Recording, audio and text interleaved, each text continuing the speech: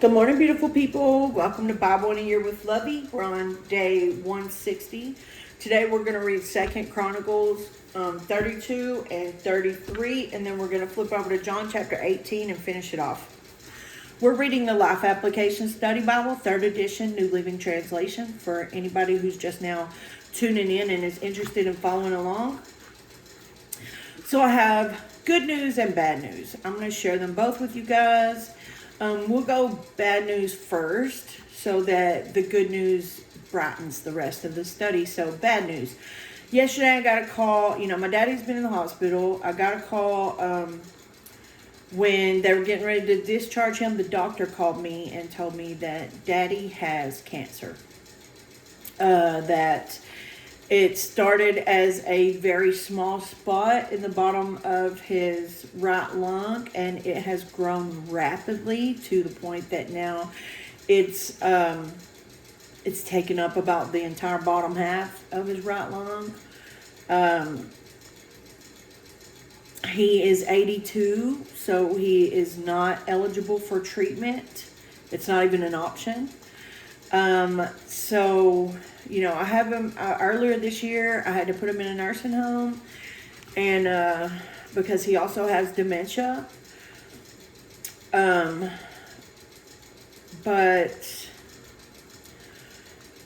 I feel in my heart that that I'm supposed to bring him home. God blessed me with a new place. I'm not working or on the truck, so I would actually be here to take care of him.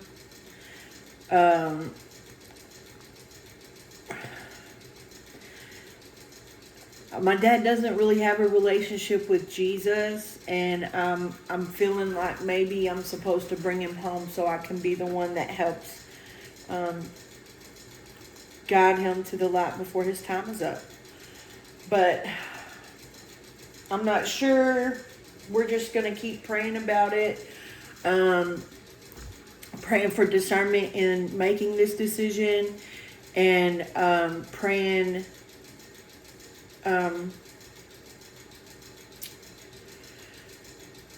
that daddy doesn't suffer tremendously. Yeah. So that's the bad news. Bless his heart. So y'all just please keep my daddy. His name is Calvin. Y'all keep him lifted up in prayer, please. And me as well, because this is a tough decision, and I want to make sure that I am making the right decision for him. But the good news is, so my sister, so I moved to Paris, Texas. That's where I'm at now. And my sister asked me to teach her about Jesus. My sister and my nephew will be here in probably right about the time I finish recording this video. They'll be here, and we are going to start studying the Bible together on Saturday mornings. We're going to do coffee and Bible study. Go big Jesus. This is something I never saw happening, and I actually think I finally understand the assignment. Like, okay, God, I see now what you brought me here for, what your plans are, what you want me to do. I'm having to have full, complete trust in God. I believe in doing so. God's gonna work in a mighty way, and that's gonna be what draws my sister to him more. So, we're going to see what happens. I think this is going to be awesome, and I'm excited to follow God's orders, whatever he says. His will, not mine, right? So there's that. Great news. I do feel underqualified, but I don't feel qualified at all to be teaching anybody. But, who am I?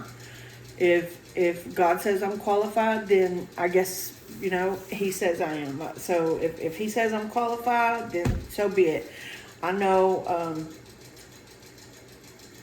they wouldn't have asked me to teach them the Bible if they didn't feel like I knew it well enough to help them understand it. So I'm super excited about that, actually.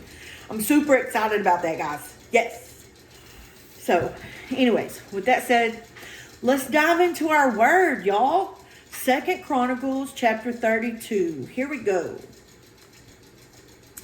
After Hezekiah had faithfully carried out his work, King Sennacherib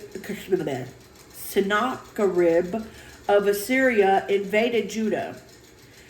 He laid siege to the fortified towns, giving orders for his army to break through their walls.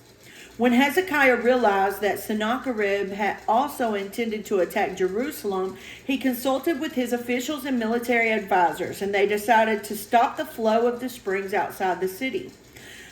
They organized a huge work crew to stop the flow of the springs, cutting off the brook that ran through the fields. For they said, "Why should the kings of Assyria come here and find plenty of water?" Then Hezekiah worked hard at repairing all the broken sections of the wall, erecting towers, and constructing a second wall outside the first. He also reinforced the supporting terraces on the city of David and manufactured large numbers of weapons and shields. He appointed military officers over the people and assembled them before him in the square at the city gate. Then Hezekiah encouraged them by saying, "Be strong and courageous. Don't be afraid or discouraged because the king of Assyria or his mighty army. For there is a power far greater on our side. He may have a great army, but they are merely men. We have the Lord our God to help us and to fight our battles for us." Yes. We have the Lord our God to help us and fight our battles for us. Y'all remember that? He said, "He may have a great army, but they are merely men. We have the Lord our God to help us fight our battles for us." Hezekiah's words greatly encouraged the people. I bet they did. They just encouraged me. While King Sennacherib of Assyria was still besieging the town of Lachish, he sent his officers to Jerusalem with this message for Hezekiah and all the people in the city. This is what King Sennacherib of Assyria says. "What are you trusting in that makes you think you can survive my siege of Jerusalem?" Hezekiah has said, "The Lord our God will rescue us from the king of Assyria." Surely Hezekiah is misleading you, sentencing you to death by famine and thirst. Don't you realize that Hezekiah is the very person who destroyed all the Lord's shrines and altars?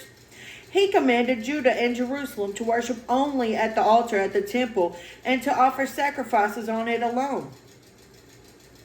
Surely you must realize what I and the other kings of Assyria before me have done to all the people of the earth. Were any of the gods of those nations able to rescue their people from my power? Which of their gods was able to rescue its people from the destructive power of my predecessors? What makes you think your God can rescue you from me? Don't let Hezekiah deceive you. Don't let him fool you like this. I say it again. No God of any nation or kingdom has ever yet been able to rescue his people from me or my ancestors. How much less will your God rescue you from my power? Woo! That's some serious words right there. And Sennacherib's officers further mocked the Lord and his servant Hezekiah, heaping insult upon insult. The king also sent letters scorning the Lord, the God of Israel. He wrote, "Just as the gods of all the other nations failed to rescue their people from my power, so the God of Hezekiah will also fail." The Assyrian officials who brought the letters shouted this in Hebrew to the people gathered on the walls of the city, trying to terrify them so it would be easier to capture the city. These officers talked about the God of Jerusalem as though he were one of the pagan gods made by human hands. Then King Hezekiah and the prophet Isaiah, son of Amos, cried out in prayer to God in heaven. And the Lord sent an angel who destroyed the Assyrian army with all its commanders and officers. So Sennacherib was forced to return home in disgrace to his own land. And when he entered the temple of his God, some of his own sons killed him there with the sword. What? That's what he gets, mocking God. That's what we don't do. Don't be mocking the Lord our God. You don't do that. Because he don't play. And I've seen a lot of videos lately, people mocking God, that whole fake, oh, the rapture's coming, and then it didn't come, and now people want to mock God. That is not cute. God does not play. You cannot mock God and just think you're just going to get away with it. Come on, dude. God kills people for mocking him. Read the Bible. That is how the Lord rescued Hezekiah and the people of Jerusalem from King Sennacherib of Assyria and from all the others who threatened them. So there was peace throughout the land. From then on, King Hezekiah became highly respected among all the surrounding nations, and many gifts for the Lord arrived at Jerusalem, with valuable presents for King Hezekiah too. About that time, Hezekiah became deathly ill. He prayed to the Lord, who healed him and gave him a miraculous sign.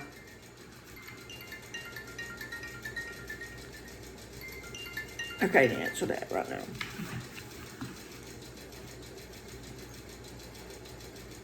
Okay, where were we at? I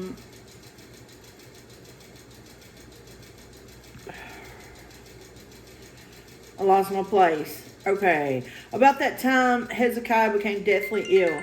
He prayed to the Lord, who healed him and gave him a miraculous sign.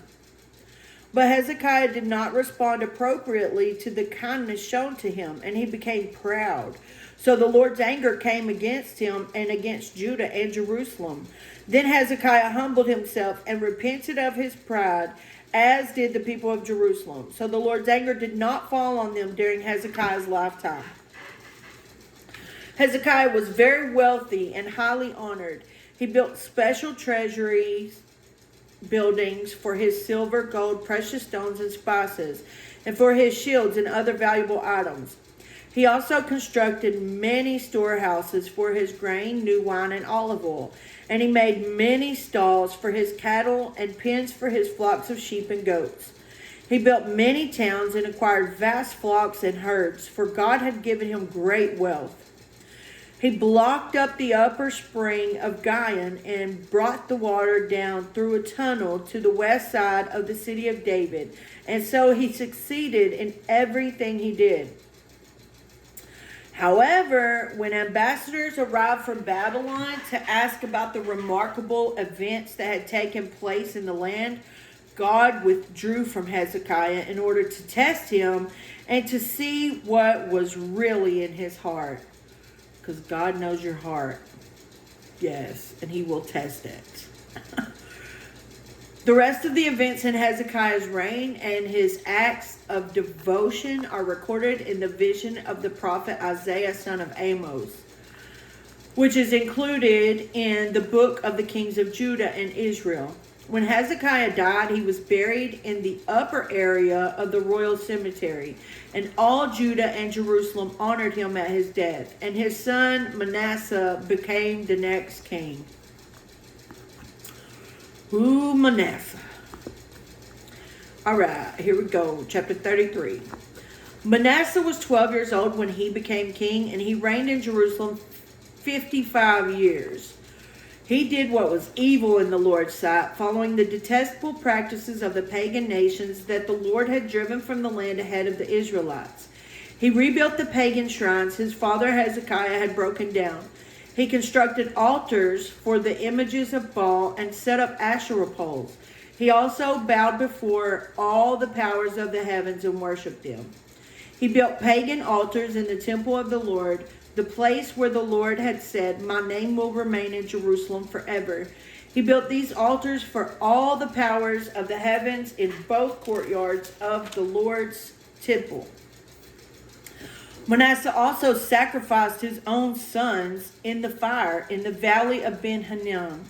of Ben Hinnom. He practiced sorcery, divination, and witchcraft, and he consulted with mediums and psychics. He did much that was evil in the Lord's sight, arousing his anger.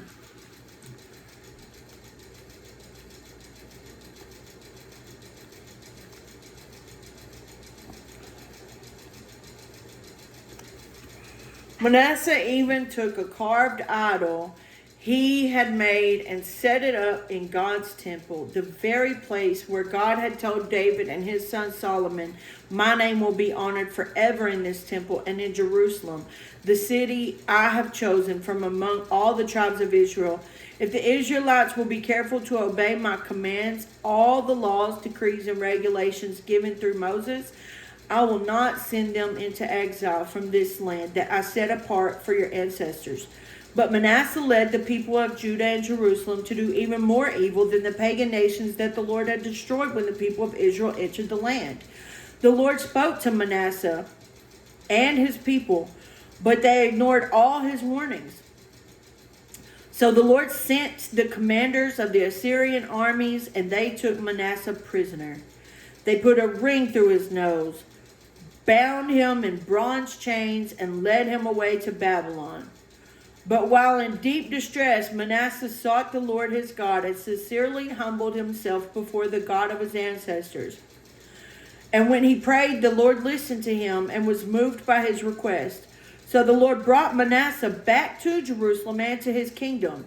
Then Manasseh finally realized that the Lord alone is God. After this, Manasseh rebuilt the outer wall of the city of David, from west of the Gihon spring in the Kidron Valley to the Fish Gate, and continuing around the hill of Ophel. He built the wall very high, and he stationed his military officers in all the fortified towns of Judah. Manasseh also removed the foreign gods and the idol from the Lord's temple. He tore down all the altars he had built on the hill where the temple stood, and all the altars that were in Jerusalem, and he dumped them outside the city. Then he restored the altar of the Lord and sacrificed peace offerings and thanksgiving offerings on it. He also encouraged the people of Judah to worship the Lord, the God of Israel. However, the people still sacrificed at the pagan shrines, though only to the Lord their God. The rest of the events in Manasseh's reign, his prayer to God, and the words the seer spoke to him in the name of the Lord, the God of Israel, are recorded in the book of Kings of Israel. Manasseh's prayer, the account of the way God answered him, and an account of all his sins and unfaithfulness are recorded in the record of the seers. It includes a list of the locations where he built pagan shrines and set up Asherah poles and idols before he humbled himself and repented. When Manasseh died, he was buried in his palace. Then his son Amon became the next king. He was buried in his palace. What?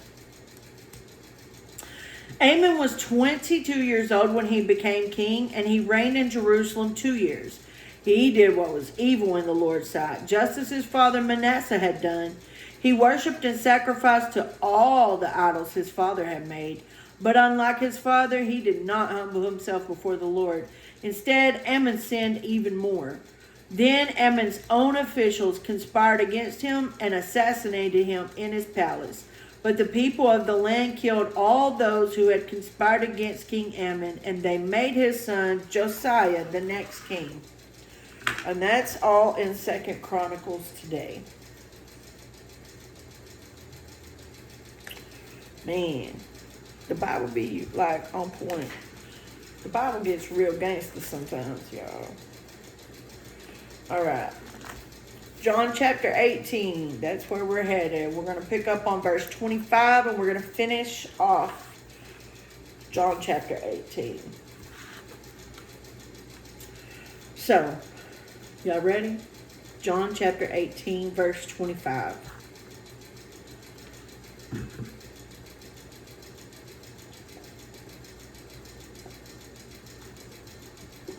All right, here we go. John chapter 18, verse 25. Meanwhile, as Simon Peter was standing by the fire warming himself, they asked him again, "You're not one of his disciples, are you?" He denied it, saying, "No, I'm not." But one of the household slaves of the high priest, a relative of the man whose ear Peter had cut off, asked, "Didn't I see you out there in the olive grove with Jesus?" Again, Peter denied it, and immediately a rooster crowed. Just like Jesus said. Jesus' trial before Caiaphas, I'm not sure if I decided how to pronounce that or not, Caiaphas, whatever, ended in the early hours of the morning. Then he was taken to the headquarters of the Roman governor. His accusers didn't go inside because it would defile them, and they wouldn't be allowed to celebrate the Passover. So Pilate, the governor, went out to them and asked, "What is your charge against this man? We wouldn't have handed him over to you if he weren't a criminal," they retorted. "Then take him away and judge him by your own law," Pilate told them. "Only the Romans are permitted to execute someone," the Jewish leaders replied. This fulfilled Jesus' prediction about the way he would die. Then Pilate went back into his headquarters and called for Jesus to be brought to him. "Are you the king of the Jews?" he asked them. Jesus replied, "Is this your own question, or did others tell you about me?" "Am I a Jew?" Pilate retorted. "Your own people and their leading priests brought you to me for trial. Why? What have you done?" Jesus answered, "My kingdom is not an earthly kingdom. If it were, my followers would fight to keep me from being handed over to the Jewish leaders. But my kingdom is not of this world." Pilate said, "So you are a king?" Jesus responded, "You say I am a king. Actually, I was born and came into the world to testify to the earth. All who love the truth recognize that what I say is true." "What is truth?" Pilate asked. Then he went out again to the people and told them, "He is not guilty of any crime, but you have a custom of asking me to release one prisoner each year at Passover. Would you like me to release this king of the Jews?" But they shouted back, "No, not this man. We want Barabbas." Barabbas was a revolutionary. All right, that's it for today. We'll pick back up tomorrow, you guys. So tomorrow we'll read 2 Chronicles 34 through 36 and John chapter 19 about halfway through. Remember, if you want to see a change, you have to be the change. We lead by example. We follow by design. If it ain't a God thing, it ain't a good thing. I love you guys. I will keep y'all lifted up in my prayer. Y'all, please keep me lifted up in yours as well. And if you have any special prayer requests, please leave it below in the comments. And I will add you to my prayer list specifically.